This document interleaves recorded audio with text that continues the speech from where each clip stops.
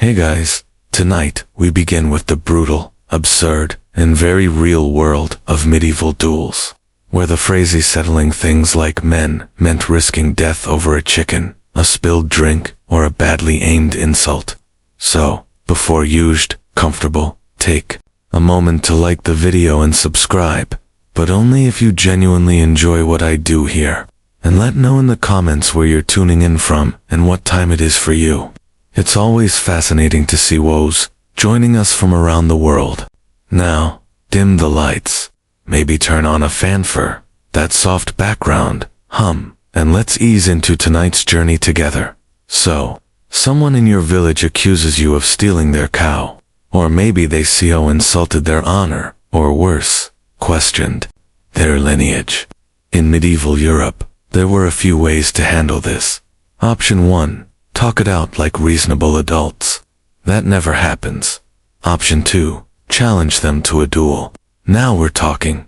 This is trial by combat, the preferred legal method of settling disputes when paperwork was scarce and tempers were not. The concept was noble in theory.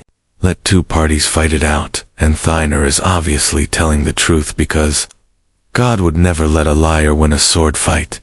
Spoiler, God stayed out off most of these. The rules, if we can call them that, were hazy at best. In some places, you're supposed to use the same weapon, swords, axes, or clubs, depending on the social class and how fancy the occasion was.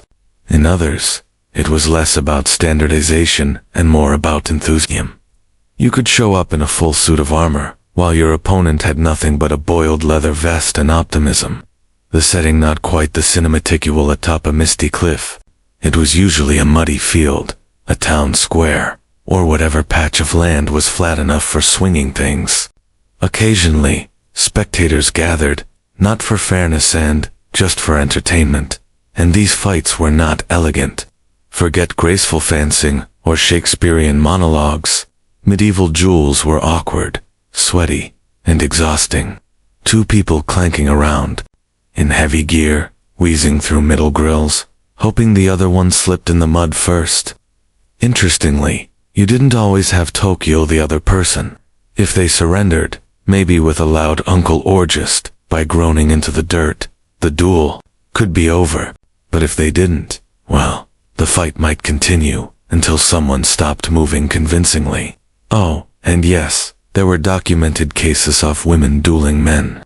Sometimes, with modified rules, like the man fighting from a pit while the woman stood above a club, which sounds weird, but at least someone was trying to level the playing field. Literally. Let's rewind to the early medieval centuries, when legal systems were more of a polite suggestion and less of an actual framework. If someone accused you of stealing a pig, insulting their honor, or buying strictly French, you didn't hire a lawyer, you sharpened something pointy, and asked God to take sides. Thus entered the elegant institution of trial by combat, where truth was determined not by facts, but by whoever could swing a sword without immediately falling over. It started with Germanic tribes like the Franks, who believed that gods and later God with a capital G would never let an innocent man lose a fight. You could lie, cheat, and maybe have 3 goats too many. But once this words came out, divine justice was expected to intervene eventually, hopefully, unless God was on lunch break. Trial by combat wasn't the only legal ordeal available. There was also trial by fire. Carry this red-hot iron and hope your skin doesn't melt. And trial by water. If you float, you're guilty. If you sink, you're innocent, but possibly dead. But trial by combat had a certain panache. It was dramatic, noisy, and gave you the faint illusion that skill mattered. Over time, the concept became so popular that it started showing up in actual law codes. The Lex Alamorum and Lex Salica, basically the medieval equivalent of my uncle wrote this down, so it must be legal. Spelled out that if Somione calls you a liar, and you're feeling especially confrontational, you may challenge them to a duel. Please bring your own weapons, and try not to embarrass your ancestors. By the 12th century, Trial by combat had worked its way into feudal courts. Nobles used it to resolve land disputes, marital accusations, and anything else that required a dramatic ending. There were rules, kind of. Duels had to be approved by a judge, which meant someone in robes and a hat said, "Yes, you may now attempt to legally bludgeon each other." The best part, if you refused to fight, you were automatically guilty. So, your choices were, pick up a weapon and pray for divine assistance, or go directly to jail, or worse, back to peasant life. Picture a knight, majestic armor, flowing plume, eyes full of valor. Now, picture that same knight, gasping for air, as he tries to wrestle another grown man out of a mud puddle, while a squire holds their horse and pretends not to be emotionally scarred. Welcome to the world of knightly duels, where honor was in the line, but coordination was optional. Duels between knights were supposed to be refined affairs. The code of chivalry said you should fight with courage, fairness, and restraint. But, once the helmets went on and visibility dropped to near zero, most of that went out the arrow slit. Suddenly, the fight turned into a loud, clunky slapfest between two armored barrels. Before the match, both parties would declare their grievances. These ranged from, "You insulted my noble house," to, "Your dog looked at me weird." Judges or nobles oversaw the event, pretending this was all very dignified and not just professional grudge settling in metal pajamas. Weapons were agreed upon, usually long swords, maces, or lances, though sometimes the choice felt more like whatever's lying around. Occasionally, combatants would even switch mid-fight, usually because they dropped their first weapon and panicked. Armor was customized to be duel-friendly. This meant extra plating around the important bits, head, chest, ego, and occasionally a spike or two thrown in for flair. Mobility, however, suffered. Watching two knights fight was like watching two overstep wardrobes fall down a staircase.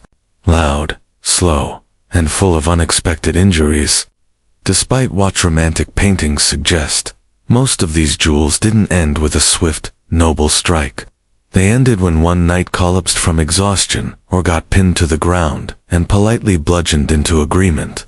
Sometimes one would shout, "I yield," through a mouthful of helmet, assuming anyone could hear him under all the wheezing and clanking. Winning a duel didn't always mean killing your opponent. In fact, killing them could be frowned upon, especially if the whole thing started over something trivial, like a misheard insult or a misplaced glove. No one wanted to explain to the king why Sir Geoffrey was now fertilizer. Not every duel was between nobles. Sometimes justice needed to be served between two peasants, arguing over something serious like whose turn it was to use the only working plow, or who spilled whose beer 3 market days ago. And when you're a medieval peasant, your options for conflict resolution are 1. Shout, 2. Throw something, or 3. Duel, with whatever's closest and vaguely sharp. Welcome to the world of peasant duels. Same rage, fewer resources. Unlike knights, peasants couldn't afford custom armor, fancy weapons, or an audience with the local lord. Most duels happened in fields, alleyways, or behind the alehouse. Places already covered in mud, live stick droppings, and the occasional unconscious witness. It wasn't about spectacle. It was about pride and maybe a chicken. The weapons, creative. Pitchforks, hoes, sticks, kitchen knives, heavy rocks, soup ladles. If it could be lifted and swung with emotion, it qualified. Some even fought with farming tools still covered in yesterday's turnip. One fight reported ended when a man was struck with a wheel of cheese. That's not legend. That's just Tuesday. There were rarely formal rules. Most fights started spontaneously and ended when one man gave up, passed out, or wandered off out of boredom. Occasionally, a village elder or drunk uncle would serve as referee, a role that mostly involved shouting, "That's enough, lads," while holding a Hafia tenapole. despite the chaos. These duels weren't always frowned upon. In some communities, a good, clean brawl was seen as therapeutic, like a medieval form of counseling, except instead, after talking about your feelings, you tried to dislocate someone's shoulder with a shovel. Of course, not all fights ended. Occasionally, someone did get seriously injured or die, usually from a head wound or sheer embarrassment. That's when local authorities stepped in to remind everyone that killing was generally discouraged, unless pre-approved by a noble or god. Still, peasant duels were a vital lootlet in a world with few rights and even fewer coping mechanisms. They were loud, messy, irrational, much like life itself back then. And while you might not win land, honor, or a title, you could win the argument, which to a medieval peasant was basically the same thing. When it came to medieval duels, your weapon said a lot about you. It told your opponent how serious you were, how rich you were, and in some cases, how recently you were interrupted while cooking stew. Let's start with the classics. The long sword was the go-to weapon for knights and well-ended squires. It looked impressive, balanced well, and could easily end a dispute, or at least leave a memorable dent in your opponent's armor. If you showed up with a long sword, you were basically saying, "I've trained for this, and possibly own land." Then there was the mace, a charming little tool designed specifically for bludgeoning someone through their armor. The mace didn't bother with elegance. It was the medieval equivalent of a hammer, practical, brutal, and not great for subtle messages. Axes were common too, especially among those who enjoyed a bit of lumberjack flair in their fighting. Some were one-handed, others two-handed, depending on how dramatic you wanted your entrance to be. Axes had a certain flair. Nothing says this is personal. Quite like swinging what used to be a firewood tool at someone's helmet. Now, for the creative entries. If you were a peasant, you fought with whatever was lying around. Pitchforks, sticks, hoes, wooden clubs, and yes, even the occasional frying pan. There are actual records of people showing up to duels armed with kitchenware. One man famously wielded a skillet with such fury that the local priest made a note about it in the parish ledger. Probably under unusual bludgeonings. Daggers were also popular for close-quarters work. Some were sleek, others were glorified pointy. Triangles? In tight spaces like castle corridors or tavern basement. Daggers let you settle your grievances without knocking over too many chairs. If you were really trying to make a statement, you might show up with a flail. The infamous cannonball contraption. Flails were dramatic, terrifying, and nearly impossible to aim properly. There's areas and you don't see flail experts today. Most of them knock themselves out. You might think the medieval church bastion of peace, piety, and moral guidance would be firmly against the idea of people settling arguments with swords, sticks, or cast-iron cookware. You'd be half right. In theory, the church condemned violence. In practice, let's just say their position on duels was more it depends than absolutely not. Trial by combat started as a holy concept. The belief was that God would ensure the righteous party would win the fight. After all, what better way to determine the truth than by seeing who could swing harder without falling over? Priests would bless the combatants before the duel, not to stop them, but to make sure God had the proper paperwork in order. Church officials frequently oversaw formal duels, especially those sanctioned by courts. One monk was even known to keep score. Not in any official capacity. He just found it interesting. The logic was simple. If a man survived the duel, then God clearly liked him more. If he didn't, well, divine judgment had spoken. And also, there was no a vacancy in the choir. However, not everyone in the church was on board. Popes periodically banned trial by combat, calling it barbaric, unchristian, and terrible for some attendants. These bans were widely ignored, especially by nobles who had a knack for herring church decrees only when they agreed with them.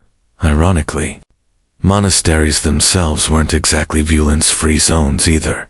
There are records of monks getting into brawls over garden tools, book borrowing, and shuar duties. One particularly spicy disagreement ended with a novice monk hurling absoluter at someone's head. Heavenly inspiration weaponized. The church's real problem with Duels wasn't the violence, it was the unpredictability. Sometimes the wrong person won. And nothing ruins divine authority like God backing. The guy who smells like ale and hasn't confessed in 6 years. Eventually, as legal systems matured, and as people kept bleeding on church property, clergy began pushing for less trial by acts and more trial by witness testimony. But in the meantime, the church kept a cautious distance, close enough to bless the fight, far enough not to get stabbed by accident. Because while forgiveness was eternal, the bruises were immediate. If you think medieval dueling was strictly a boy-only club, think again. Women too occasionally stepped into the ring, or the mud pit, or the cabbage field, and when they did, things got complicated. You see, medieval society had very specific ideas about women. Delicate, modest, not ideally involved in public head injuries. But every so often, a woman had had enough, and the result was a duel that left both parties bruised and the audience deeply confused. The most famous example comes from 14th century Germany, where local law actually allowed a woman to challenge a man under own condition.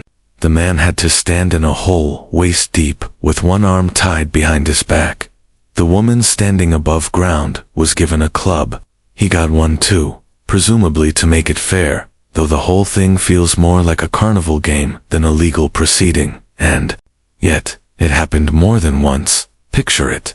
A man half buried in a pit spinning in slow circles with a club, while a woman takes disciplined swings from above, pausing occasionally to adjust her apron. One German woodcut even shows a woman knocking a man flat while a group of onlookers cheer in what can only be described as passive-aggressive amazement.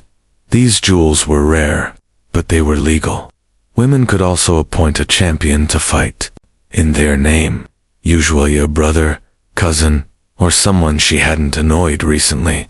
But if she fought for herself, that was taken seriously. Noon was allowed to intervene. If you lost, you were guilty and humiliated, probably both. Of course, dueling wasn't the only outlet for female rage. Feuds between women often played out in less organized ways. Poisonings, whispered accusations of witchcraft, and the occasional shoe-throwing incident at market.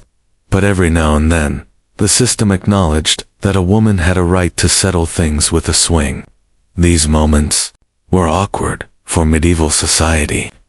Women weren't supposed to be violent, assertive, or victorious, and yet, here they were, club in hand, defending their reputation, and rearranging someone's shoulder in the process. You may think medieval duels couldn't get more absurd, and then someone puts Apig on trial. Yes, really. In a world where legal systems were held together with Latin, duct tape, and divine assumption, animals were occasionally treated as legal persons, which meant they could be accused of crimes and punished, and in some cases challenged, to a duel. Let's be clear, most animal duels were not formal fights. They were more like executions with paperwork. If a pig bit a child or a rooster crowed suspiciously at the wrong hour, they could be arrested, sometimes even dressed in tiny clothes because nothing's eased justice like humiliating livestock before sentencing them to death. But occasionally things escalated into genuine confrontation. In France, one particularly surreal 15th century event involved a man dueling a dog. The dog had allegedly attacked his master, and then somehow fled to a monastery for sanctuary, because apparently this was an option. The duel was held in a public arena. The man wore full armor. The dog wore fur. The dog won.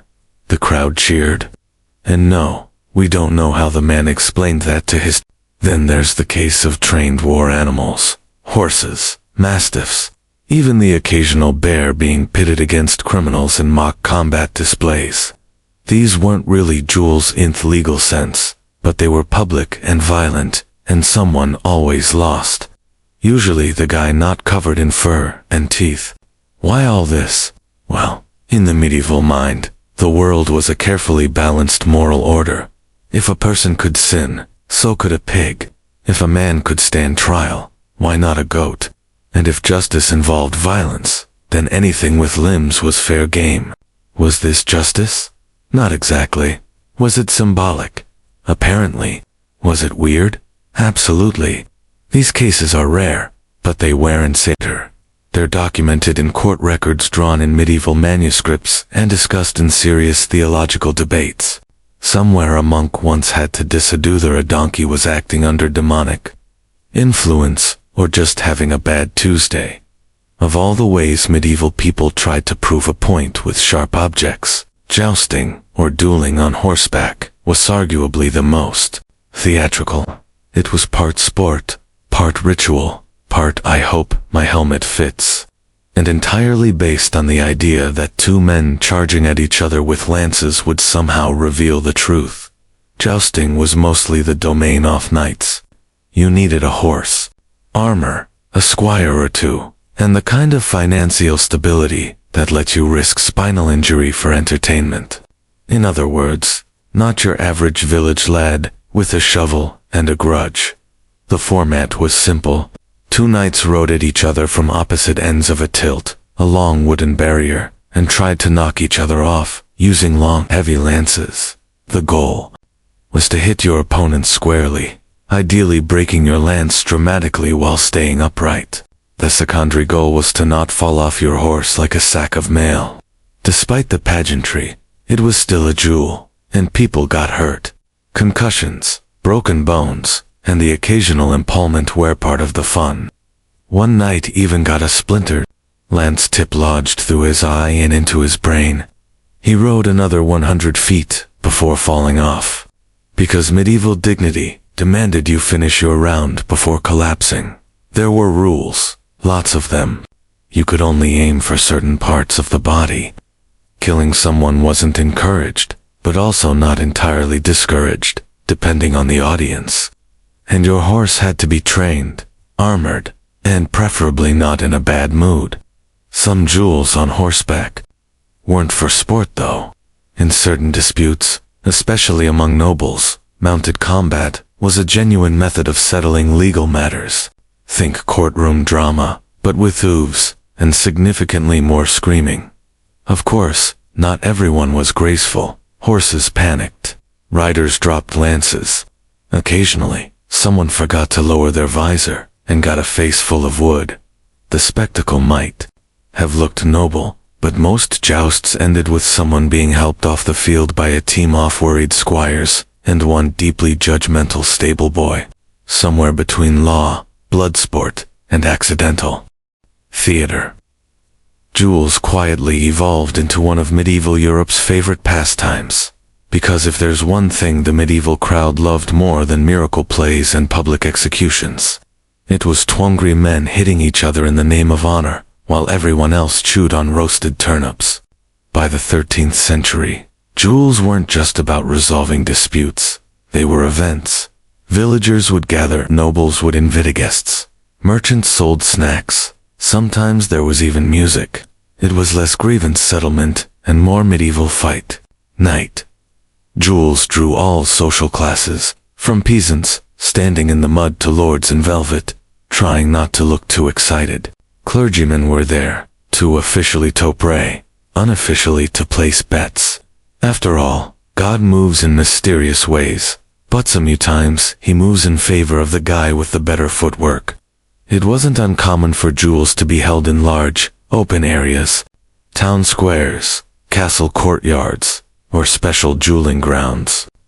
Temporary stands were built, beer flowed, bread was thrown, occasionally at the fighters, and when the fight started, the crowd watched every swing, grunt, and misstep with rapt attention. A clean hit drew as a dramatic tumble got gasps.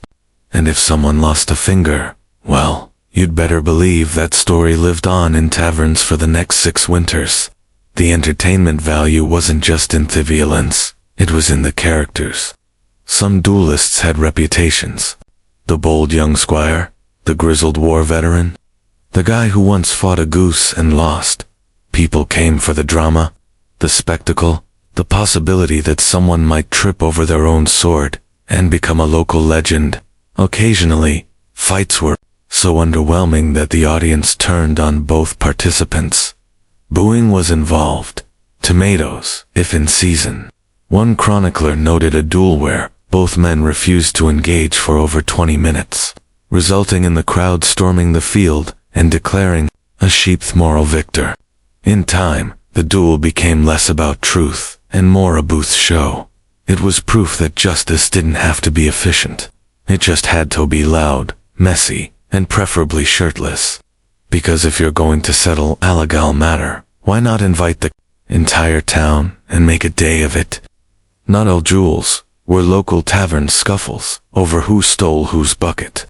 Some were legendary affairs, remembered not just for the bruises, but for actually shaping historical events, or at least mildly adjusting them, while everyone else stood around pretending it mattered more than it did.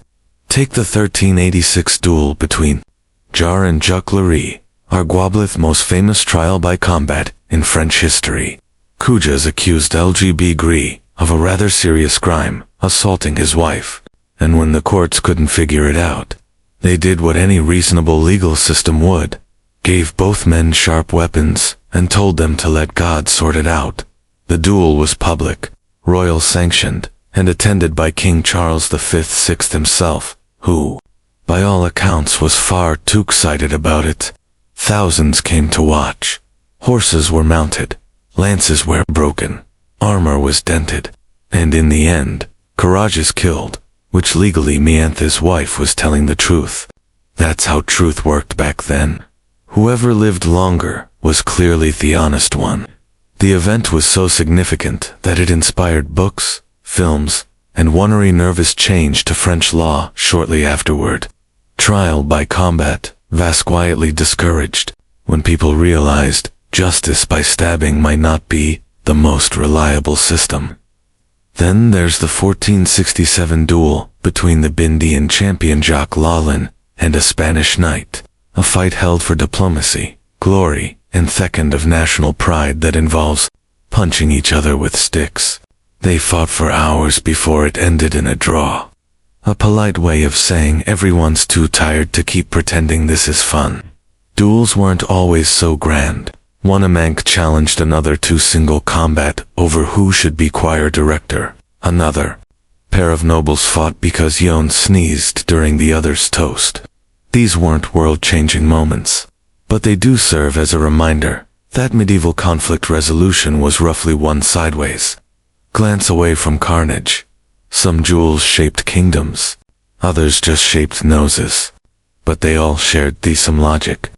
When words fail and evidence is lacking, put on some armor, grab a stick, and hope your opponent skipped breakfast. In the Middle Ages, words mattered a little too much, especially if those words suggested someone's honor, parentage, or bathing habits were less than stellar. Because while modern insults might result in a strongly worded email, medieval insults could very easily end in a legal duel and a break-in collarbone. Insults in medieval society weren't just rude, they were often actionable offenses. Calling someone a liar, a thief, or heaven forbid a coward could be considered defamation, and the only acceptable response, challenge them to a duel and let your sword explain your feelings more clearly. But insulting someone wasn't as simple as shouting you stink across a field. There was an art to it, a certain flourish. This was a time when people took 10 minutes to say good morning and another 5 to accuse your uncle of sheep theft. Some favored the direct approach. A classic insult might sound like, you are a knave and a scoundrel, unworthy of your title and your trousers. Others preferred the poetic route, accusing rivals of being spawn, ofa, flea-bitten, essay, or lower than the worms beneath the dung heap. The more syllables, the better. Nobles had their own version of verbal warfare. Instead of yelling, They wrote passive, aggressive letters in elaborate calligraphy, carefully insulting another's courage, fashion, or genealogy, then sealing it with wax and sending it on a horse. Truly, the most elegant form of pre-fight trash talk. And if things escalated, as they always did, a formal challenge was issued, sometimes in writing, sometimes in front of witnesses. A glove might be thrown, a goblet might be overturned. One gentleman even slapped his rival with a fish, which sounds silly until you realize it probably still had teeth. Interestingly, refusing to respond to an insult was sometimes worse than the insult itself. Backing down marked you as dishonorable, weak, or worst of all, boring. The medieval world was deeply obsessed with reputation. A single well-placed insult could ruin a name, invite a duel, or start a decadal-long family feud. It was dangerous territory, filled with flowery language and very real consequences. So, you've insulted someone's lineage, spilled their ale, or looked at their sheep in a suspiciously admiring way. Now, you're standing in a muddy field, armed with a sword you barely remember how to hold, and wondering how you ended up here. Let's talk strategy. Step 1. Show up. This might sound obvious, but in the Middle Ages, refusing to duel could make you legally guilty by default. You'd lose your honor, your reputation, and possibly your left ear, depending on local sentencing trends. So, unless you enjoy public shaming and/or ear loss, attendance is strongly encouraged. Step 2. Size up your opponent. Are they armored like a walking pantry? Are they already sweating through their visor? Are they nervously praying or quietly muttering? Something that sounds like a last will and testament. Great. You're either in trouble or about to become a legend. Step 3. Know your weapons. If you're fighting with a long sword, aim for joints. If it's maces, just swing until something makes a cracking noise. If you're both armed with daggers, congratulations. You're about to have a very personal, very awkward wrestling match in front of everyone you've ever met. Step 4. Use psychology.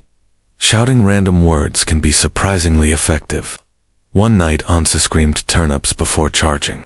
His opponent hesitated just long enough to get flattened. Confidence matters.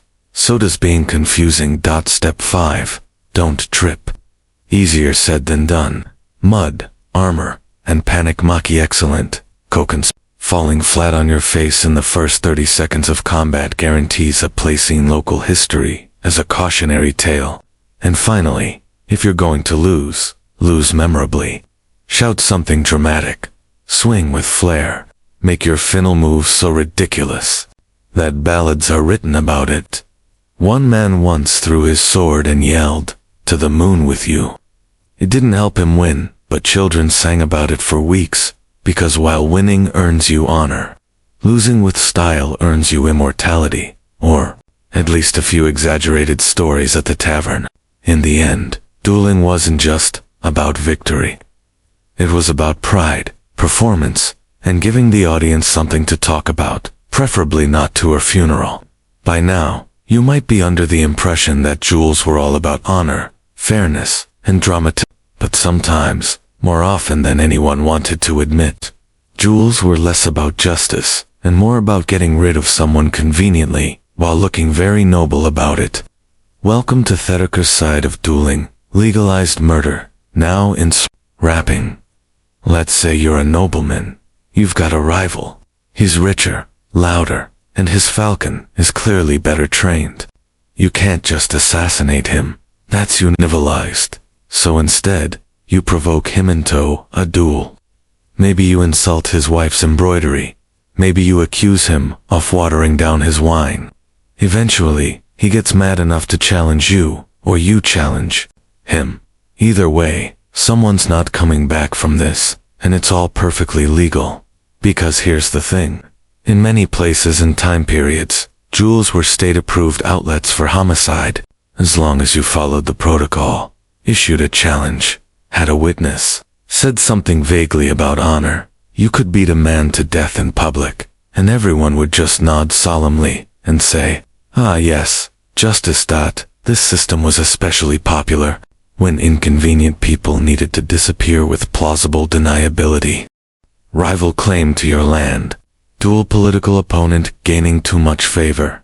Duel that one baron who keeps asking questions about where all the tax money went.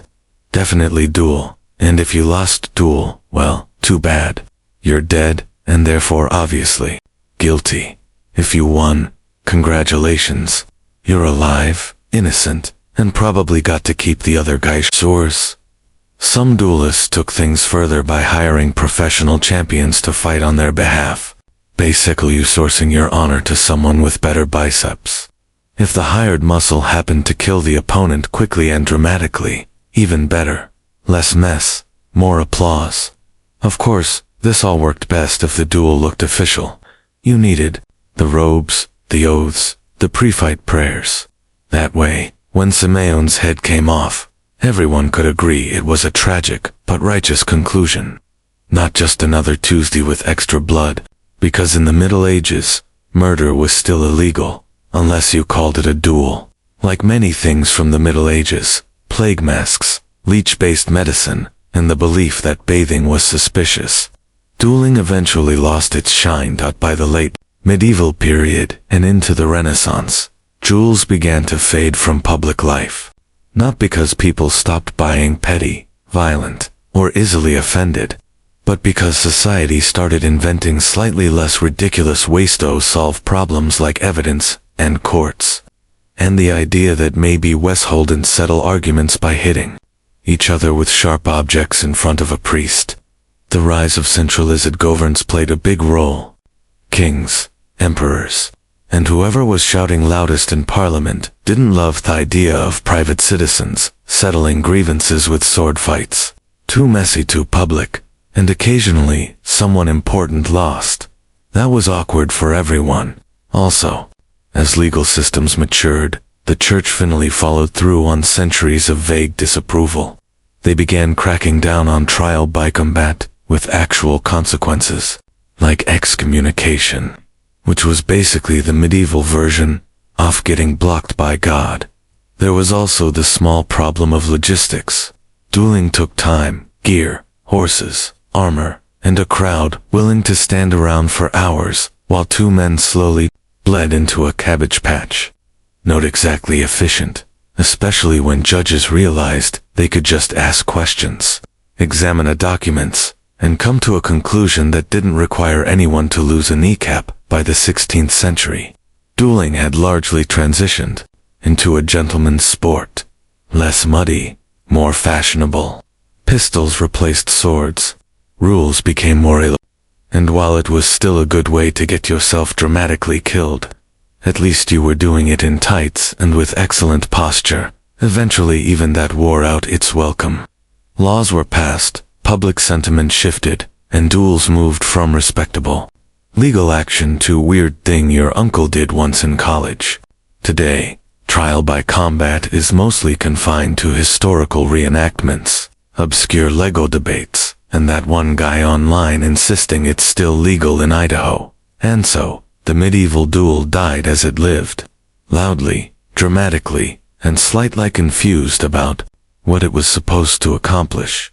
In the medieval countryside, where physicians were rare and hospitals even rarer, the peasant healers stood as staffers, and often only line of defense against illness. These healers, usually women, were deeply rooted in their communities. They were not formally trained, but their knowledge came from tradition, observation, and oral transmission passed down through generations. Their remedies were crafted from the natural world, plants, roots, flowers, and minerals found in the fields and woods surrounding the village. A healer's home often doubled as her practice. Inside, bundles of herbs hung from the rafters, drying in the smoke off hearth.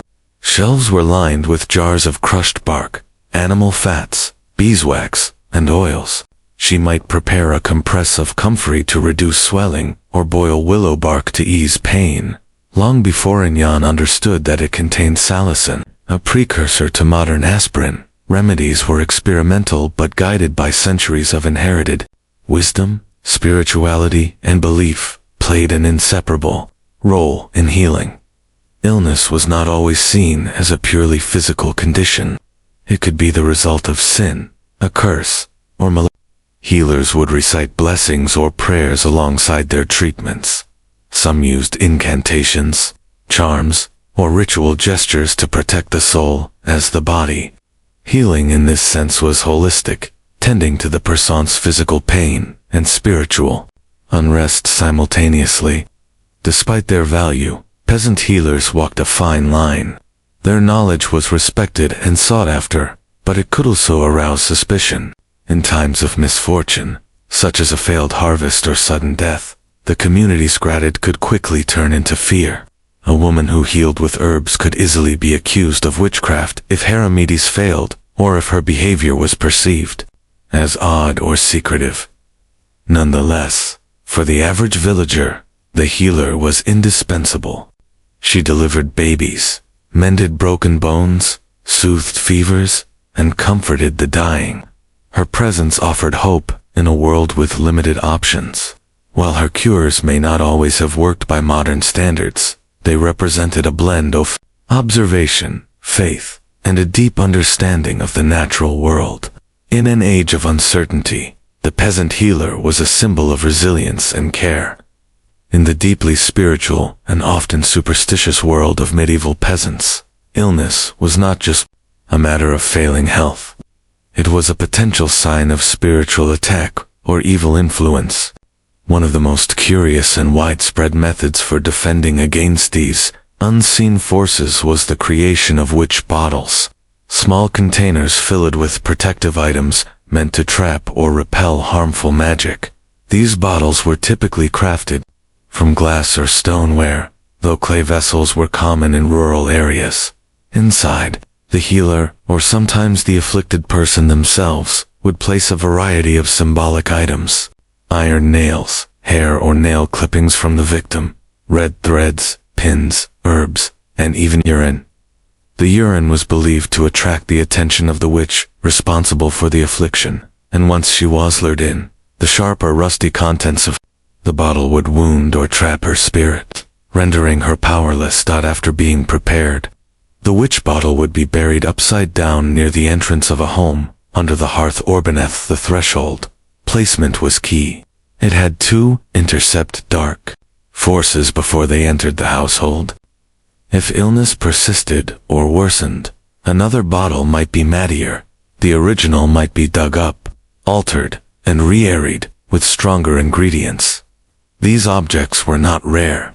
Across medieval Europe, especially in England and Germany, archaeologists have uncovered hundreds of them, often still sealed, their contents untouched. Their presence is a quiet testament to the fears that haunted the minds of everyday people.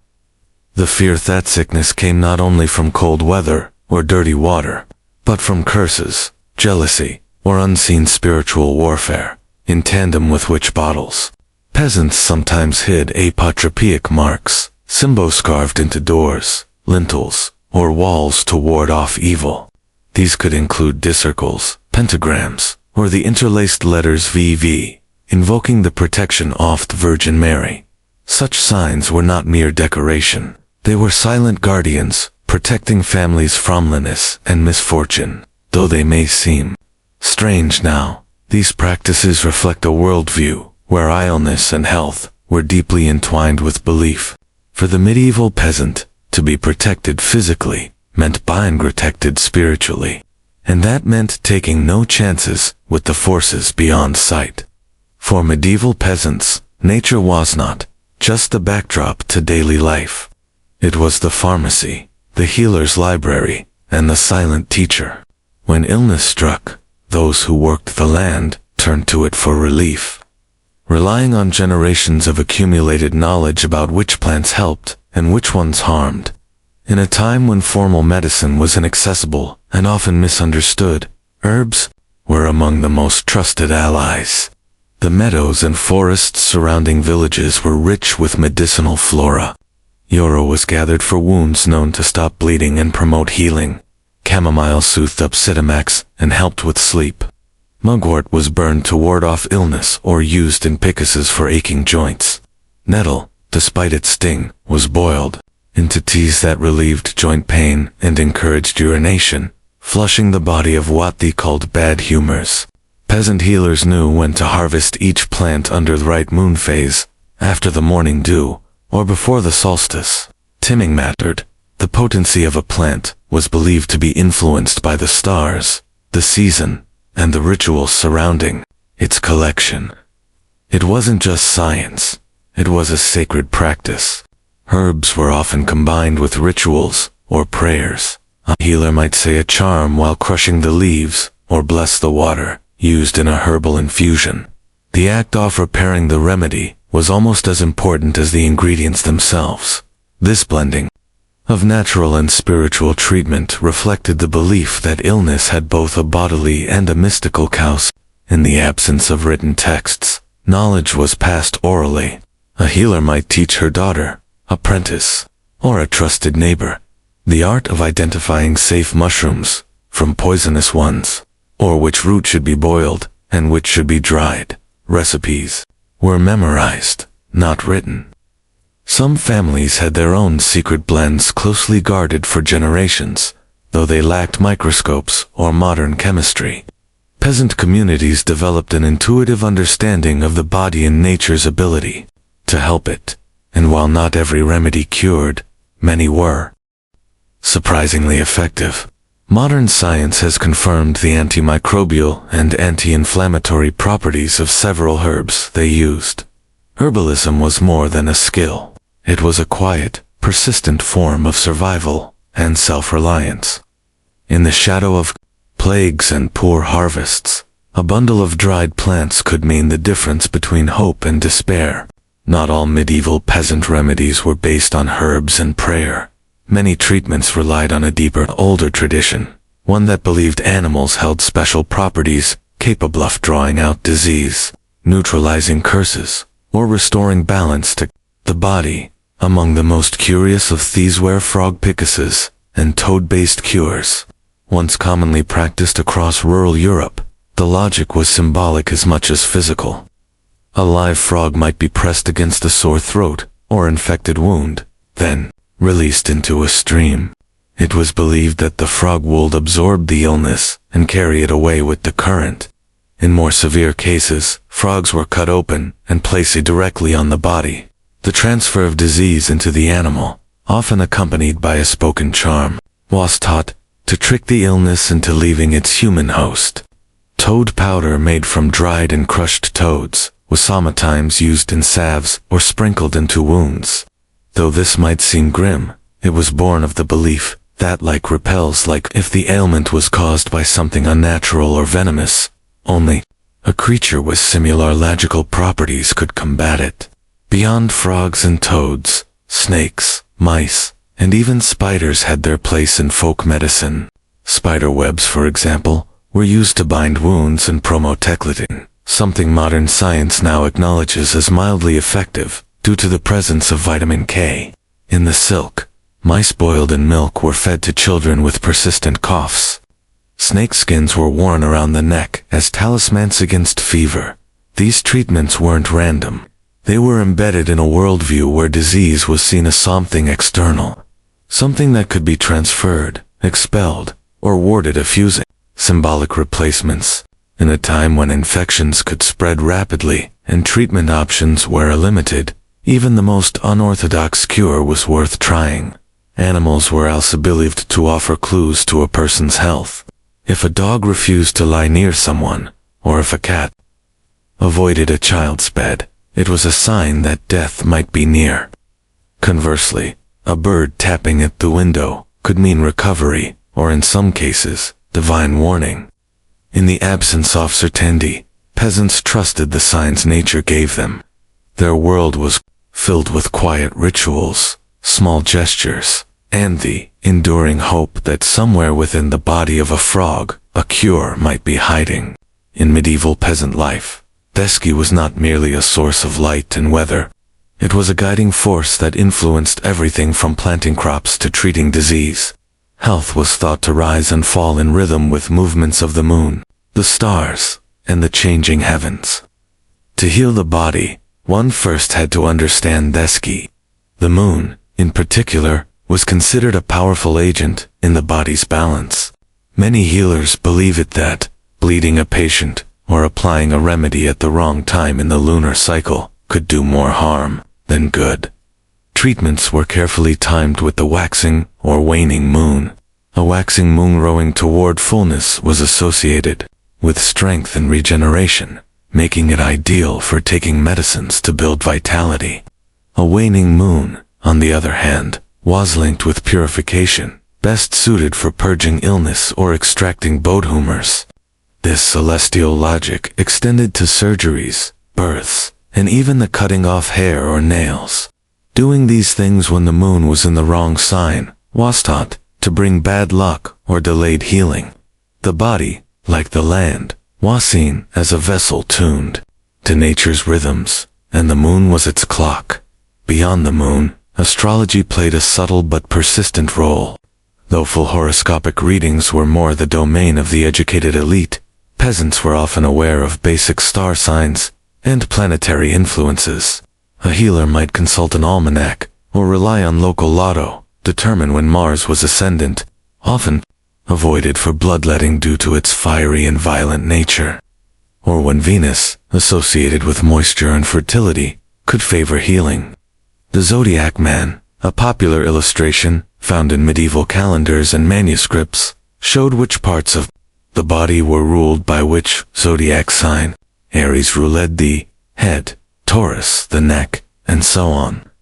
Healers might use this figure to decide when and where to treat a patient, or whether to wait until the stars were better aligned.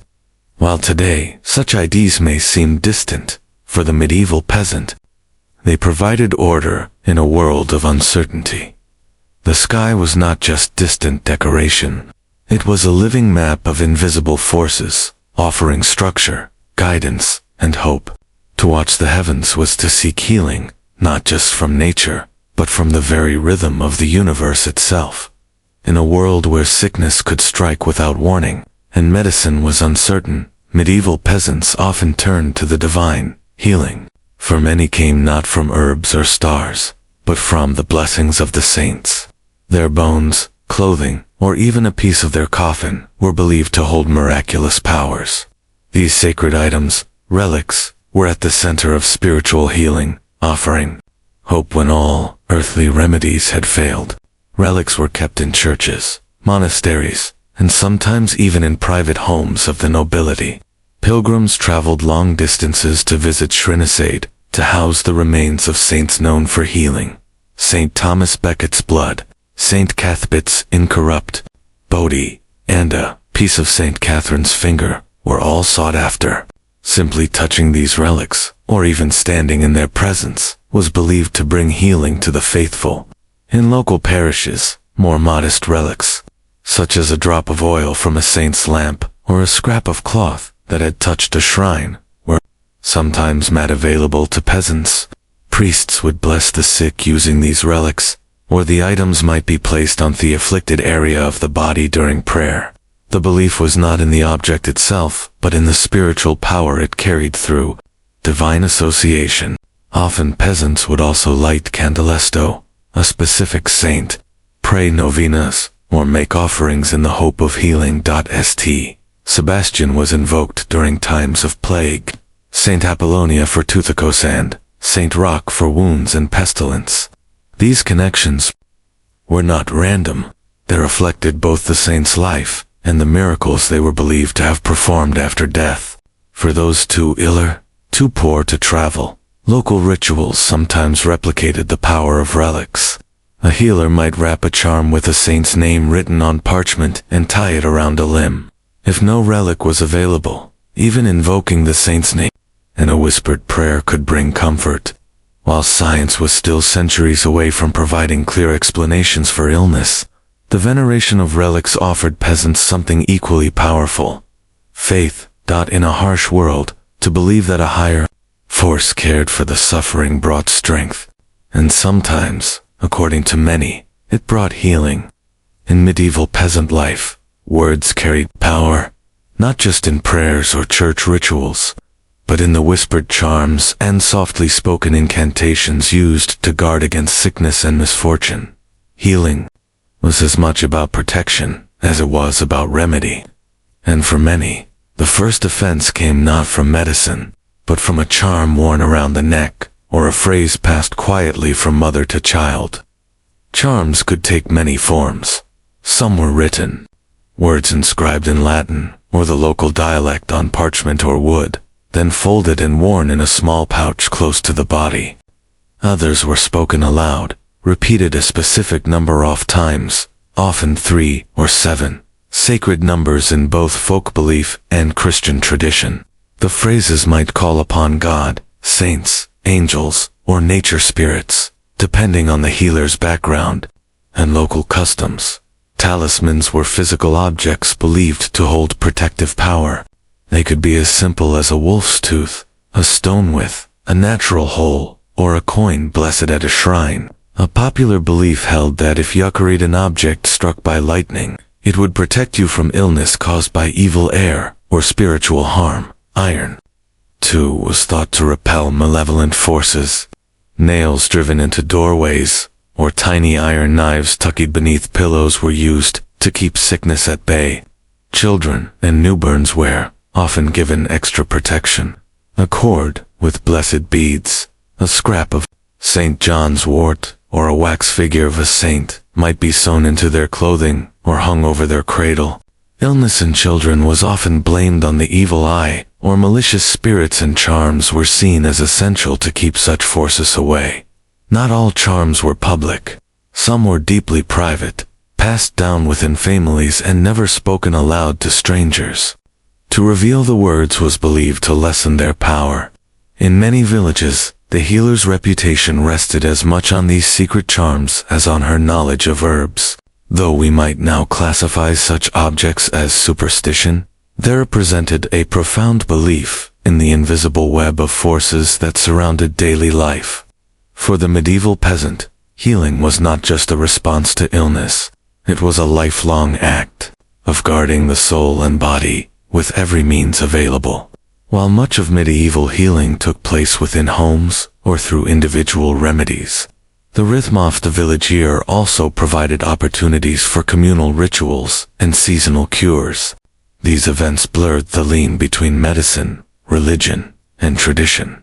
They were collective moments where the entire community participated in seeking protection, renewal, and healing, both physical and spiritual.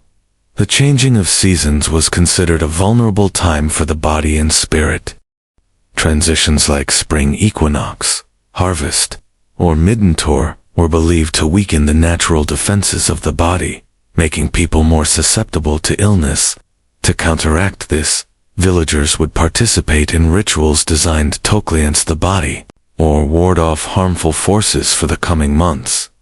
One common practice was the burning of herbs during seasonal festivals, particularly mugwort, juniper, and the smoke was believed to purify homes and protect inhabitants from disease. Families would walk through the smoke, pass their children through it, or even wave it over livestock. This wasn't simply symbolic. It was a deeply rooted belief in the protective essence of nature. In some regions, holy wells or sacred springs were visited during certain feast days. People would drink or bathe in the waters believed to be blessed by saints or touched by divine power. Stones were placed near the water's edge as offerings, or strips of cloth called klutes were tied to nearby trees, while prayers were whispered. These were acts of devotion and healing in equal measure. Feast days of healing saints such as Saint Plea, known for protecting throats, or Saint Hildegard, associated with health and herbal knowledge, were marked by special masses and blessings. Sick members of the community might receive holy water or be anointed with oil during these times. In some villages, entire households would walk around the parish boundaries, reciting protective prayers to safeguard their land from disease and misfortune, a tradition known as beating the bounds. These communal acts helped reinforce both spiritual protection and social cohesion.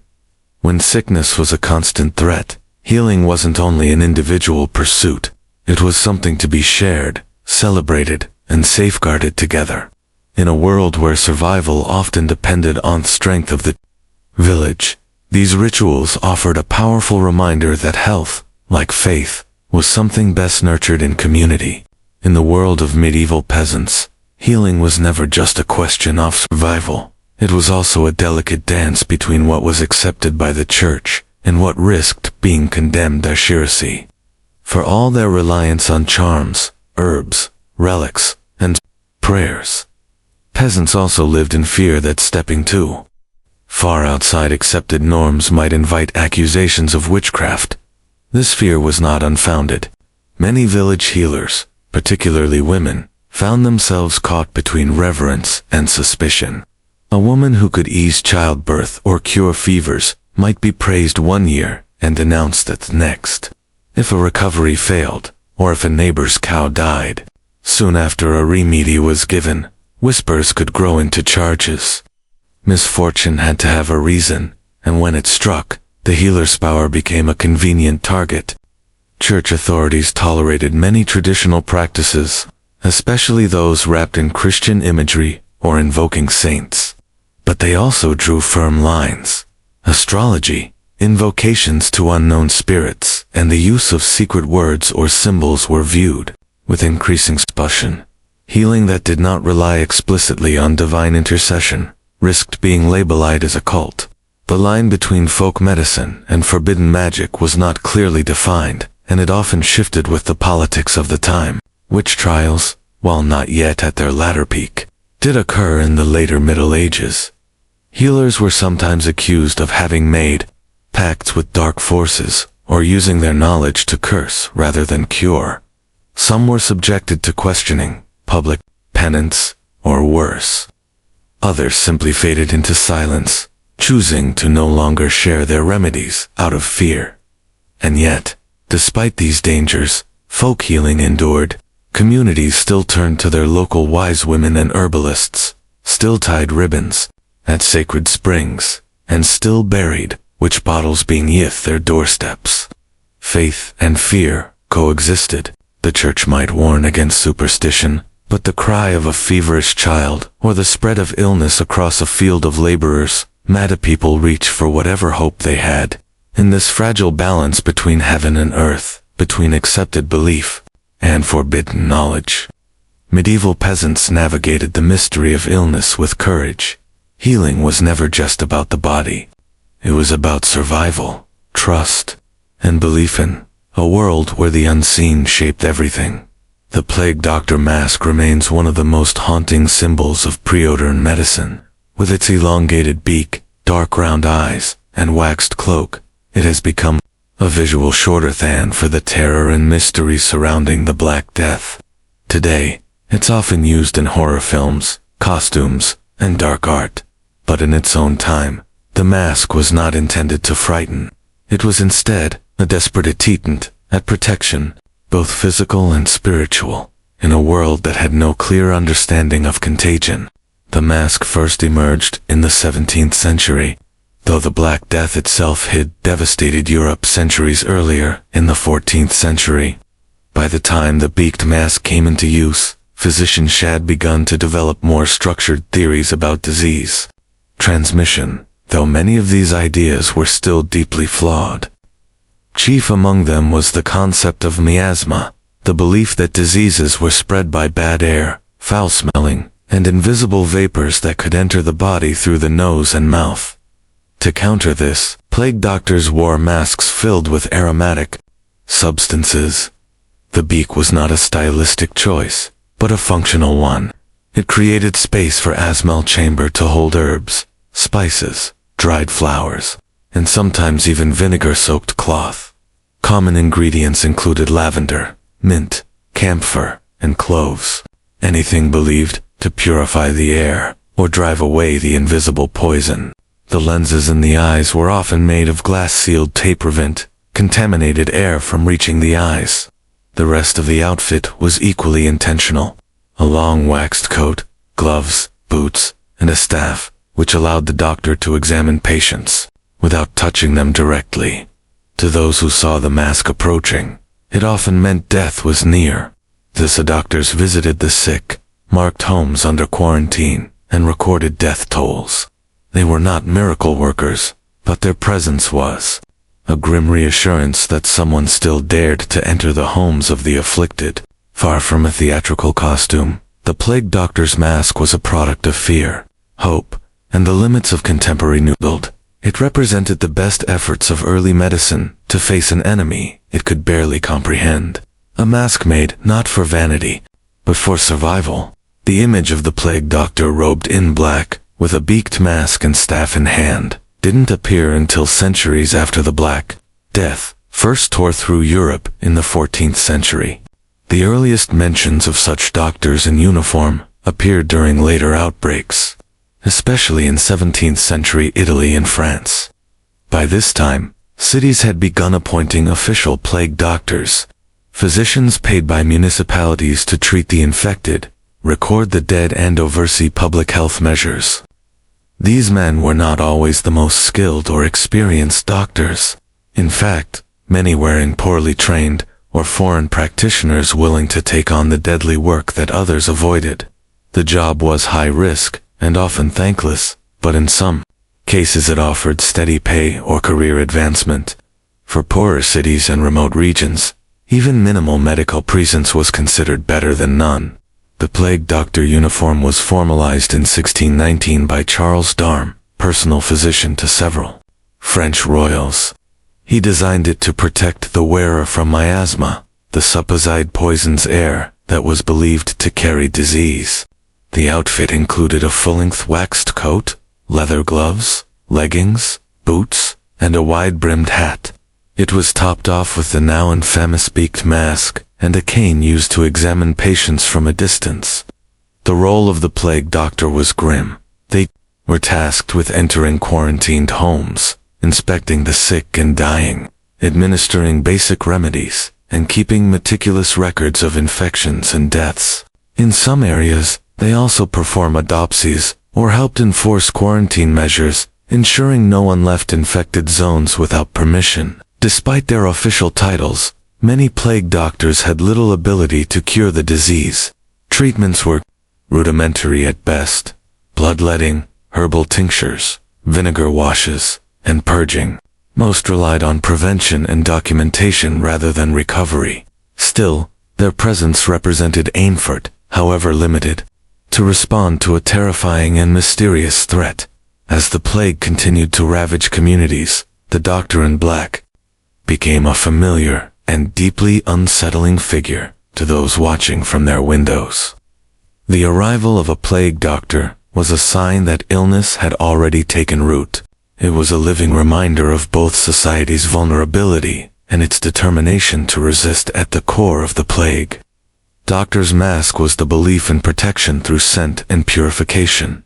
The long beak was not ornamental. It was designed to create space for aromatic substances thought to cleanse the airborne. It reached the lungs. In an age without microscopes or knowledge of bacteria, disease was widely believed to travel through miasma or bad air. This theory shaped much of medieval and early modern medical thinking, and the beaked mask was its most iconic application.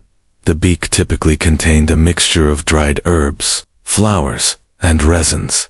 Some of the most common ingredients included lavender, rose petals, mint, cloves, myrrh, cinnamon, and camphor. These were not chosen at random. Many were associated with cleanliness, sanctity, or strong, pleasant smells that might counteract foul odor. Others, like vinegar-soaked sponges or juniper berries, were believed to carry antiseptic properties. Though this understanding was purely observational and lacked a scientific basis, these ingredients were tightly packed into the curved beak of the mask, which acted like a primitive air filter. Some doctors changed the contents daily, others adjusted them according to the symptoms they encountered, or the severity of the local outbreak. The idea is that by breathing in purified air, the doctor could avoid infection. The reality, however, was more complicated. While it's easy to dismiss this practice as misguided, it's important to recognize its logic. within the context of the time. The miasma theory, though flawed, was based on consistent observation. Foul smells often accompanied disease and decay. In Menicides, death followed where the stench was strongest. The mask, therefore, was both a medical tool and a form of psychological armor, a barrier against a terrifying and invisible enemy. In some cases, these herbal mixtures may have provided minor relief. Certain herbs, like clove and thyme, do have antimicrobial properties. Others may have helped soothe the doctor's nerves or mask the overwhelming stench after death. But the beak was never truly a barrier to infection. It was a hopeful gesture in the face of overwhelming uncertainty. Despite its limitations, the beaked mask remains one of the earliest examples of protective gear in medical history. It marked a shift, however small, toward the idea that disease could be blocked, contained, or controlled through human effort. While the beaked mask is the most recognizable part of the plague doctor's attire, it was only one component of a carefully constructed dunform designed to protect the physician from exposure. Every element from the hat to the boot served a specific purpose rooted in the prevailing theories of disease transmission, especially the belief that illness could spread through touch and corrupted air. Plague doctors wore a long waxed cloak made of leather or heavy canvas, often coated in animal fat or wax to repel bodily fluids. The cloak covered the body from neck to ankle and was sometimes sealed at the sleeves to prevent contamination from reaching the skin. Underneath, multiple layers of fabric provided insulation and a barrier. Thick gloves protected the hands, while tall leather boots shielded legs and feet from contaminated surfaces. Covering the head was a wide-brimmed hat, often made of stiff material or leather. This hat not only completed the look, but also served to distinguish plague doctors from the general public, a necessary feature in a time of fear and chaos. The hat identified the wearer as a medical official, allowing them access to quarantine zones and patient households. Perhaps the most overlooked part of the uniform was the staff. Usually made of wood and measuring several feet in length, the staff allowed the doctor to maintain physical distance. It was used to lift the clothing off patients, examine wounds, check for signs of life, or even signal instructions to those nearby. In some cases, it served as a symbol of authority, helping doctors enforce quarantine measures or clear a path through crowds. The full ensemble, when worn together, created a complete physical barrier between the doctor and the outside world, though its effectiveness against disease transmission was limited since the real culprits, fleas and bacteria, were unknown. The uniform did offer a level of psychological reassurance both to doctors and the communities they served. Down in the midst of widespread panic, the uniform established order and protocol, creating the appearance of control in the face of an invisible threat. It also marked a turning point in medical history, the beginning of personal protective equipment centuries before the germ theory of disease would finally rewrite the rules of medicine. Though plague doctors were often portrayed as figures of authority and knowledge, the reality of their medical practices was far more uncertain. Without an understanding of bacteria or viruses, treatments were based on humoral theory, miasma, and long-standing medical traditions inherited from classical antiquity. As a result, much of what plague doctors prescribed was experimental, symbolic, or rooted in hope rather than science. The most common medical explanation for illness at the time was the theory of the four humors: blood, phlegm, yellow bile, and black bile. Disease was believed to occur when these fluids were imbalanced. So many treatments focused in restoring equilibrium. This led to the widespread use of bloodletting, either through theoplication of leeches or the cutting of veins. Patients were also given emetics, toindus vomiting, or laxatives to purge the system. Herbal remedies played a significant role. Doctors and healers turned to plants such as angelica, sage, rosemary, and garlic, believed to possess purifying or strengthening properties. These herbs were prepared as infusions, picuses, or powders, and administered orally, or applied directly to swellings. Some patients were instructed to drink vinegar and rose water, while others burned herbs in their homes to cleanse the air. Infected swellings known as buboes were sometimes lanced and drained, though this procedure often led to secondary infections. Another common method was to place a pigeon or toad on the buboes under the belief that the animal would draw out the poison. In extreme cases, hot irons were applied to the sores, a desperate and painful attempt to cauterize the disease. Treatments varied not only by region, but also by the status of the patient. Wealthier individuals might receive more attention and a wider range of remedies, while the poor were often left with basic interventions or prayer. Despite these efforts, recovery was rare once the plague had taken hold. Most of the treatments offered limited or no real benefit, and many may have even hastened. Still, the work of plague doctors represented an early attempt at organized public health response. Their presence gave structure to chaos and embodied the belief, however imperfect, that something could be done in the face of overwhelming loss.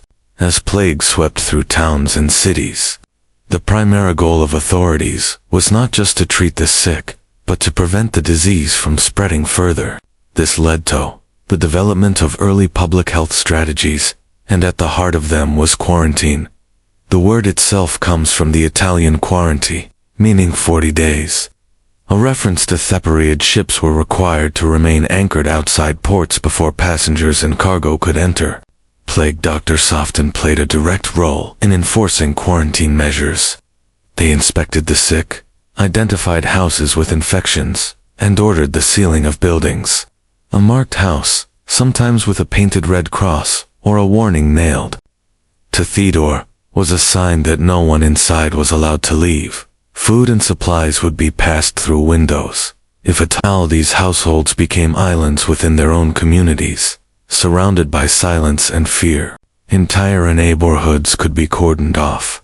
City gates were locked, and travel between regions was heavily restricted. In Venice, one of the first official quarantine stations, or lazarettos, was established on an island in the lagoon.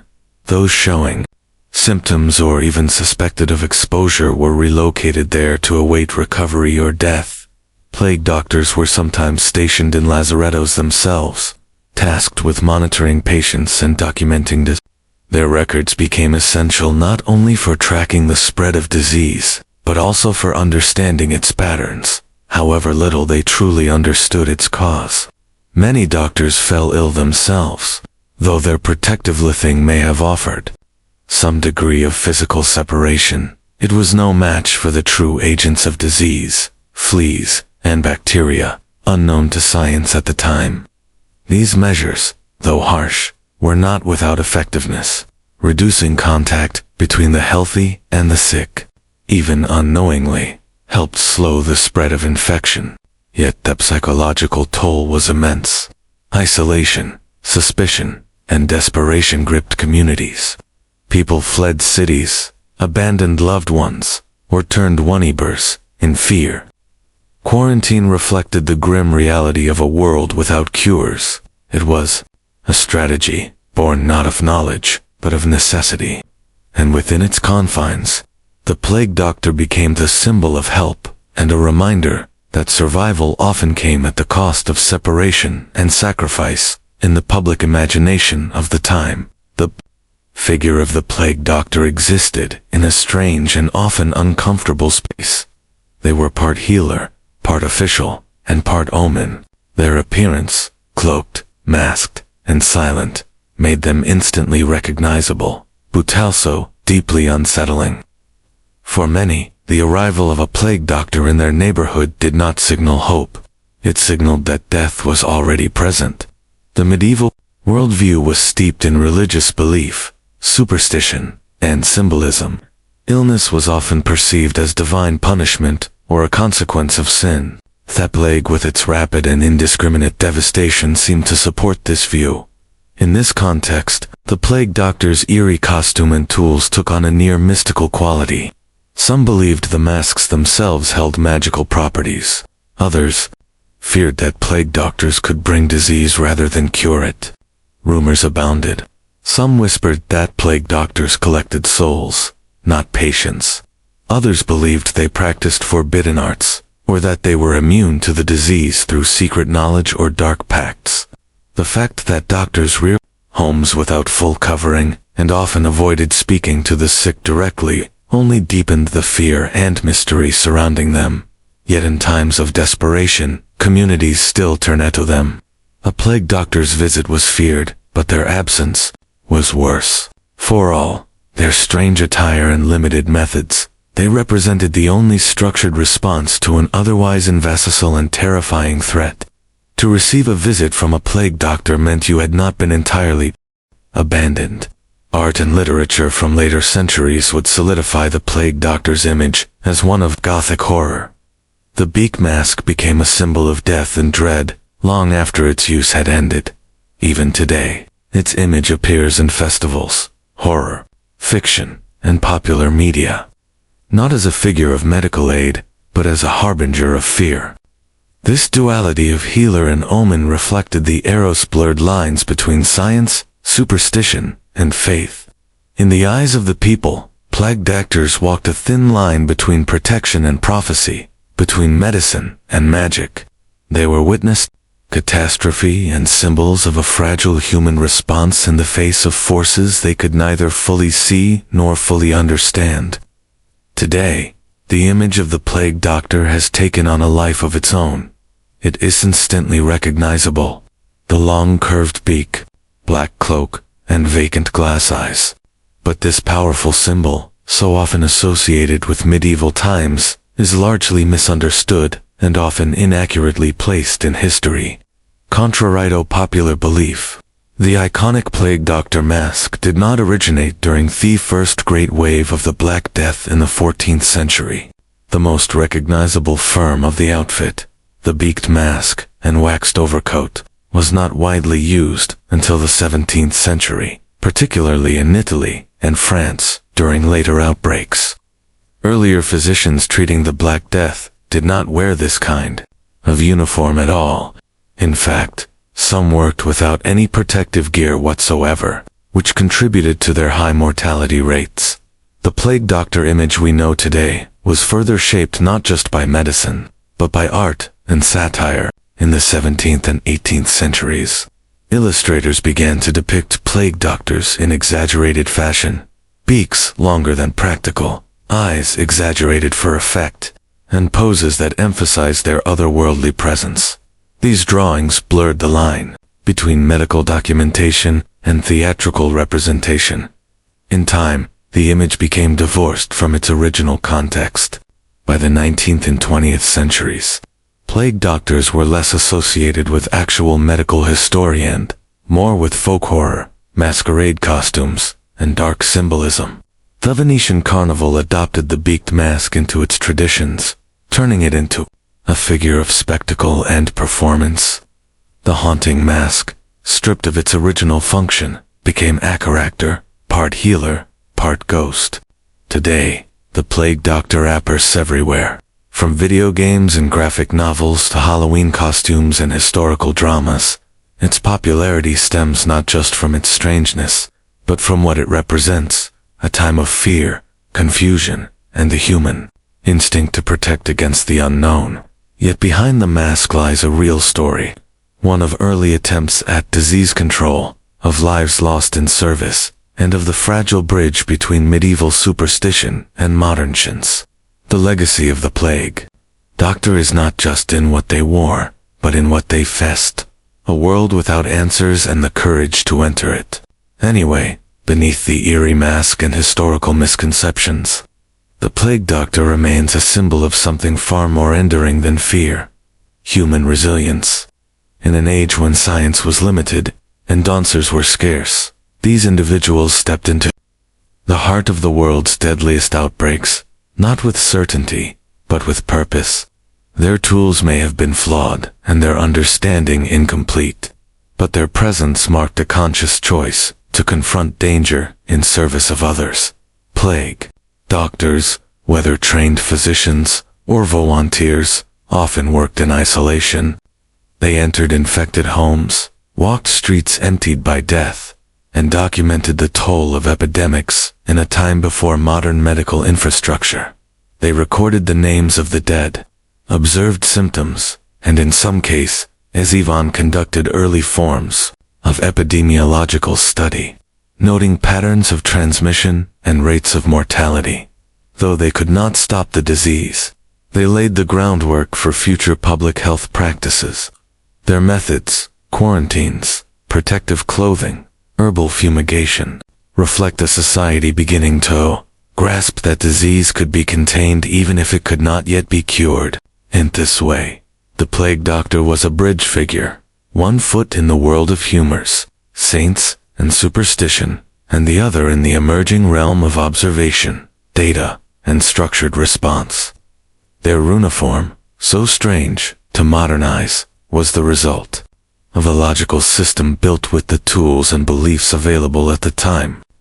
Rather than symbols of ignorance, the beaked masks and waxed cloaks were expressions of adaptation, early imperfect prototypes of the personal protective equipment that would become essential centuries later. Perhaps this is why the image endures. The plague doctor reminds us not only of the horror of pandemics, but of humanity's refusal to surrender to them. Even in an age overwhelmed by death and mystery, people showed up. They experimented, documented, endured, and tried, despite the risks. Despite the odds, Isabella of France entered the world in the year 1295. Born into one of the most powerful dynasties in Europe, she was the daughter of Philip IV, King of France, and Queen Joan of Navarre. Her father was a monarch known for his cold efficiency and strict control over his realm, earning the nickname Philip the Fair, not for kindness, but for his pale complexion and stern symmetry. Isabella's childhood was shaped by courtly formality, dynastic expectation, and the subtle warfare of diplomacy. Raised at the Capetian court, Isabella risked an education befitting a royal daughter. She was trained not only in languages, piety, and etiquette, but also in statecraft. She learned early that her life would not be her own.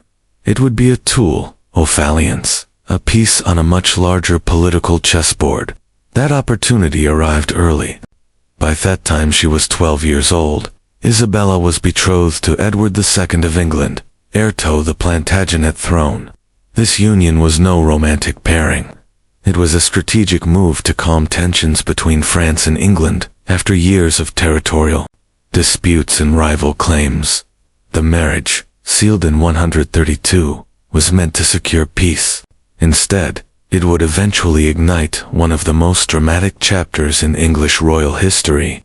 Isabella left France and crossed the Channel to marry Edward in 138, though still a young girl. She entered English court with poise and dignity, but she quickly found herself in a hostile environment. Edward II was not the ruler her father had expected. He was politically inexperienced, emotionally distant, and completely devoted to his male favorite, Piers Gaveston. Isabella, though young, recognized immediately that she had been set aside. In the early years of her marriage, Isabella played the beautiful queen. She bore children, including the future Edward III, and performed her ceremonial duties. But beneath the surface, she was watching, learning, and waiting. Her intelligence, political instinct, and loyalty to her French lineage would one day drive her to challenge the English throne itself. Isabella's story was not one of quiet obedience. From the beginning, it was clear this was a queen born not to be ruled, but to rule. In the early years of Isabella's queenship, her position was more symbolic than influential. Despite her royal blood and her marriage to the King of England, Isabella was largely marginalized at court. Her husband, Edward II, was openly infatuated with his favorite Piers Gaveston, a charismatic and ambitious nobleman. Their relationship, though never formally defined, was clearly more than political. Edward lavished titles and gifts upon Gaveston, at times at the expense of Isabella herself. This public favoritism humiliated Isabella. Gaveston was granted precedence over the queen at official events, and her own household expenses were sometimes neglected, while her husband funded his companions' indulgences. Too many in the English nobility. This behavior was not only offensive, it was dangerous. They viewed Gaveston as a corrupting influence on the king, and Isabella's growing isolation as a potential liability. Yet Isabella did not act rashly. She observed. She waited. Though still a teenager, she understood court politics and the value of patience. Her royal lineage gave her quiet influence. Her father, Philip IV, remained a powerful presence across the country. When English nobles finally forced Edward to exile Gaveston in 138, it was partly through appeals to Isabella's injured dignity. But Edward soon brought Gaveston back, igniting further conflict. The tension reached its peak in 1312, when a group of nobles captured and executed Gaveston without royal approval. Though Edward mourned his friend, Isabella's status began to improve. Thecard had learned that unchecked royal favoritism could fracture the realm, and Isabella emerged from the crisis as a more central figure. Over the next decade, however, Edward repeated his mistakes. After Gaveston's death, he turned to new favorites. The Despencer family, particularly Hugh Despencer, the younger. The cycle of favoritism, resentment, and political instability resumed. Isabella, once again pushed aside, watched their realm spiral into conflict. But this time, she would not remain silent. Isabella had learned from the court's betrayals and her husband's weaknesses. She was no longer the quiet girl from France. She was a mother, a queen, and a strategist. And she was beginning to understand the full extent of her influence, not just in England, but across Europe. What began as exclusion was about to become revolution. By the year 1325, Isabella's marriage had become a battleground. Her relationship with Edward II had long deteriorated, and his continued devotion to Hugh Despencer the Younger had pushed the kingdom to the brink of rebellion. The Despensers were not merely royal favorites, they were power brokers, enriching themselves while punishing the king's enemies. Nobles were with it. Executions were carried out, and entire families lived in fear of Despencer vengeance. Isabella, like many, had been stripped of her lands and influence. In a decisive moment, Isabella left England for France, under the pretense of a diplomatic mission. Her brother Charles IV now sat on the French throne after the deaths of their older siblings. Charles had his own quarrels with Edward over territory in Gascony, and Isabella was tasked with smoothing relations. But once she arrived, she refused to return. What had begun as a royal errand transformed into self-exile and a calculated move toward us. Isabella took a bold and unprecedented step. She refused to return to England, while Hugh Despencer remained in power. She claimed that she feared for her life, citing the Terraneuf, the Despensers, and her husband's indifference. Her refusal was a scandal, but it was also a masterstroke. For the first time, a queen consort was openly opposing a reigning king, and gaining allies as she did so.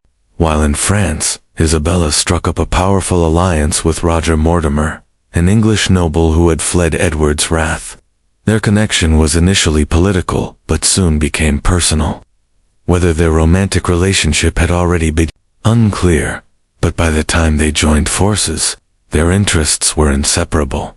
Together, they began gathering support from disaffected English nobles and French allies. Isabella also had Anatharis, her son, Edward of Windsor, the heir to the English throne. She insisted join her in France, away from his father's influence. The boy's presence gave her legitimacy. She was not simply a disgruntled queen. She was the mother of the future king, acting to protect the crown from tyranny. From exile, Isabella began to build a revolution. She was no longer just resisting Despencer. She was preparing to remove a king. By the autumn of 1326, Isabella of France had transformed from an exiled queen into a political force preparing to overthrow the King of England. With Roger Mortimer at her side, she secured financial backing, troops from sympathetic French nobles, and promising support from disaffected English lords. At the center of their cause stood young Edward of Windsor, her son, and the rightful heir to the throne. His presence gave the entire campaign a veneer of legitimacy. It was a mother restoring the crown to its proper future, not simply a queen taking. In 1327, Isabella and Mortimer launched their invasion, landing on the Suffolk coast with only a modest army. But what they lacked in numbers, they made up for in momentum. As they advanced, they encountered little resistance. The English people, weary of dispenser tyranny and royal mismanagement, welcomed them. Nobles and knights defected in droves. The political tides had shifted, and Isabella's gamble had paid off. Edward II, abandoned by many of his supporters, fled westward with Hugh Despenser. But their retreat was short-lived. They were captured by forces loyal to Isabella near Nath in Wales. The king was imprisoned, and Hugh Despenser the Younger was put on trial for treason. His execution was swift and brutal, intended to signal the end of a corrupt era. With the Despensers removed and Edward under guard, Isabella faced a difficult question: what to do with a living king? Though deposition was rare, it was not without precedent.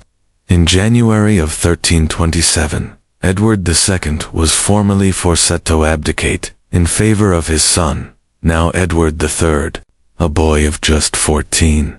The coronation was carried out with dignity, but it was clear who held the real power. Isabella ruled as regent alongside Mortimer, governing England in the young king's name. It was an extraordinary turn. A woman who had once been sidelined and humiliated now held the reins of an entire kingdom. But victory brought its own dangers. Power once seized must be maintained, and while Isabella had overthrown one king, she now found herself facing the expectations and scrutiny of an interior realm. Following the abdication of Edward II, Isabella of France emerged as the political figure in England. Although her son Edward III had been crowned king, he was still a boy. Isabella ruled as regent, sharing authority with her close ally and companion, Roger Mortimer.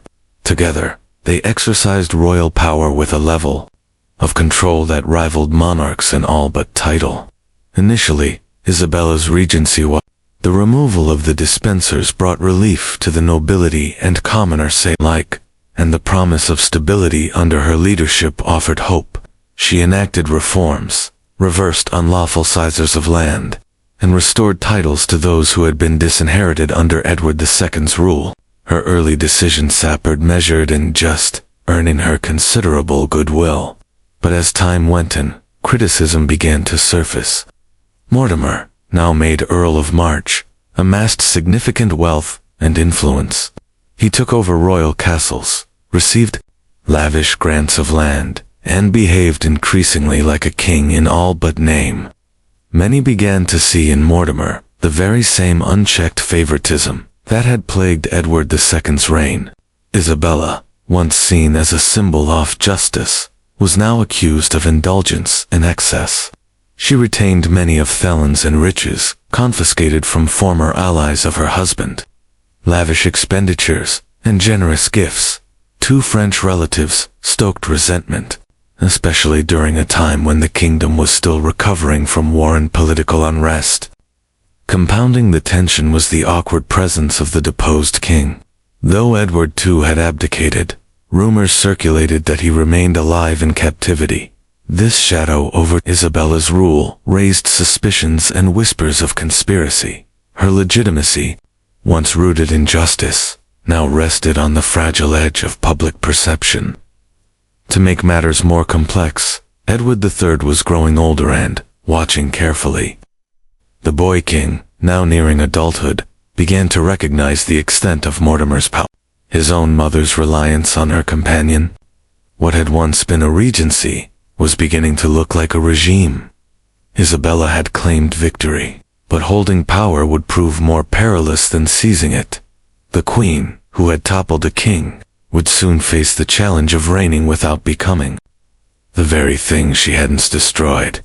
By the year 1330, Edward III was 17 years old, no longer a boy, and no longer content to watch his kingdom ruled in his name. Though he had been crowned king 3 years earlier, real authority remained firmly in the hands of Isabella and Roger Mortimer, who continued to rule England with increasing boldness. Mortimer had grown arrogant, adopting the privileges of kingship without its title, and Isabella supported him unwaveringly, but both failed to recognize how quick the tide was turning. The nobility, once grateful for the removal of the dispensers, now viewed Mortimer with suspicion and disdain. His accumulation of wealth and land, his harsh treatment of political rivals, and his central role in foreign and domestic policy made him many enemies. Behind the scenes, young Edward began to gather support from those who wished to see Mortimer's influence ended, and the king assumed full power at last. The turning point came in the autumn of 1330, when Edward launched a secret coup. While staying at Nottingham Castle, he used a hidden passage to sneak a small group of trusted allies into the fortress. Under the cover of night, they arrested Mortimer. Without bloodshed, the operation was swift, discreet, and decisive. Isabella was taken into custody the following morning. Though she was treated with respect and spared public humiliation, her authority was immediately revoked. Mortimer, on the other hand, was tried for treason, accused of abusing power, enriching himself unlawfully, and manipulating the crown. He was found guilty. Despite Isabella's desperate pleas, Edward ordered his execution. Mortimer was hanged at Tyburn in November of 1330. With Mortimer's fall, Edward III finally claimed the throne in full. He distanced himself from the excesses of the regency, restored confiscated lands, and reassured the nobility that England was once again under rightful royal rule. As for Isabella, her fate was more complicated. Though she had helped depose a king and orchestrate a regency, Edward chose mercy over punishment. He did not imprison or exile her publicly. Instead, he allowed his mother to retire, away from court, away from politics, and far from the center of power she once commanded. The show-off had been silenced, but not destroyed. After the dramatic fall of Roger Mortimer and the full ascension of Edward III, Isabella of France was no longer a queen in power, but she was still the king's mother, a position that granted her a measure of protection, rather than subject her to imprisonment or public disgrace. Edward allowed Isabella to retire from public life in relative comfort. It was not punishment in the traditional sense, but it was exile nonetheless. A quiet removal from the stage, she undemoniated. Isabella was settled at Castle Rising in Norfolk, a fortified manor house surrounded by vast estates. There she lived, under a sort of gentle supervision. Though she retained a portion of her wealth and status, she no longer wielded political influence. Thecard moved on without her, and her name slowly faded from royal decrees and chronicles. The woman who had ruled England through ambition and force now lived surrounded by gardens, servants, and silence. Despite this retreat from power, Isabella was not entirely abandoned. She received regular visits from family, including her son Edward, who ensured she lived in comfort. Records show she maintained a small court of her own and engaged in acts of charity, religious devotion, and patronage of the arts. Her reputation, however, remained controversial. Some viewed her as a queen betrayed by circumstance. Others saw her as a traitor who had overstepped the bounds of royal decorum. In truth, Isabella's retreat was both a loss and a reprieve. The political world she hadn't navigated with such precision had turned against her, and her removal may have spared her the fate that many others in similar positions had suffered. Unlike Mortimer, she lived. Unlike Edward II, she kept her dignity. Her silent exile allowed her to rewrite the final chapters of her life, not in rebellion, but in reflection. For over 2 decades, Isabella remained at Castle Rising. She outlived many of her enemies and saw her son grow into one of England's most powerful and respected monarchs. But she never returned to court, never again played a role in policy or statecraft. She had stepped into history with fury and brilliance. Now she waited for it to settle. Isabella of France's life was marked by dramatic turns. Queen, exile, regent, revolutionary. Her nickname, the She-Wolf of France, captured the fierce reputation she earned for her unyielding will and political cunning. Yet her legacy is far more complex than a simple label suggests. Isabella was a woman ahead of her time, a royal who refused to accept marginalization and instead used her intelligence and connections to influence the fate of kingdoms. Her actions led to the deposition of her husband Edward II, a rare and controversial move in medieval Europe. In doing so, she challenged traditional gender roles and reshaped the monarchy. Her regency demonstrated that a queen could wield power effectively, even in Amala-dominated society. She managed alliances, negotiated with nobles, and navigated international politics with skill. Though her partnership with Roger Mortimer Titley ended in downfall, Isabella's initial rule brought much-needed stability after years of turmoil. Despite this, history has often judged her harshly. Many chroniclers portrayed her as manipulative and ruthless, focusing on her personal relationships and ambitions rather than her political achievements. These portrayals reflect the biases of their time, which struggled to reconcile strong female leadership with medieval ideals of womanhood. Modern historians, however, have begun to reassess Isabella's role, recognizing her as a key player in the shifting landscape of 14th century Europe. Her story sheds light on the complexities of power, gender, and survival in a turbulent era. It also reveals the precarious balance a queen had to maintain between loyalty to family and political necessity. Beyond politics, Isabella's life was a tale of personal sacrifice. Her marriage, once a political alliance, became a source of betrayal and hardship. Her exile was a quiet end for a woman who once shook kingdoms. Yet, she endured. Isabella's legacy lives on not only in history books, but in cultural memory as a symbol of resilience, ambition, and the relentless pursuit of justice in a world stacked against her. The She-Wolf may have been feared and vilified, but she remains undeniably one of the most fascinating figures of medieval history. Isabella of France spent her final years away from the political turmoil that had once defined her life. Living at Castle Rising in Norfolk, she devoted herself to religious contemplation, charity, and maintaining her household with dignity. Though her time as a queen and regent had ended, she remained a figure of significance, a royal mother, a former ruler, and a woman who had dared to challenge kings. Her relationship with her son, Edward III, remained respectful, but distant. By the time of her death, in 1358, Edward had firmly established himself as one of England's most formidable monarchs. He had restored the power of the crown, expanded English territories, and led the country into a new era. While Isabella had retreated from public life, her influence lingered in the very fabric of Edward's reign. Isabella's story is not merely one of scandal and rebellion, but also of survival and transformation. She navigated a treacherous world, of shifting alliances, betrayal, and expectations placed on women of royal blood. Her ability to wield power, often in opposition to the men around her, left an indelible mark on English and French history. Her nickname, the She-Wolf of France, while initially intended as a term of derision, has come to symbolize her fierce determination and political acumen. Isabella's legacy challenged contemporary notions of female weakness and passivity. She demonstrated that even in the rigid hierarchies of medieval society, a woman could be a decisive actor, shaping the course of history through both strategy and will. Today, Isabella is remembered as a complex and compelling figure. Her life inspires questions about gender, power, and agency, questions that resonate far beyond her own time. She was a queen who faced exile, but never obscurity.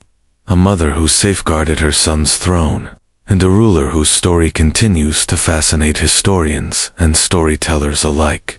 In the end, Isabella of France's life was a testament to resilience, a legacy of a queen who, despite immense challenges, carved her name into the annals of history. Her story reminds us that behind every great ruler lies a complex human story of ambition, loss, and the quest for power.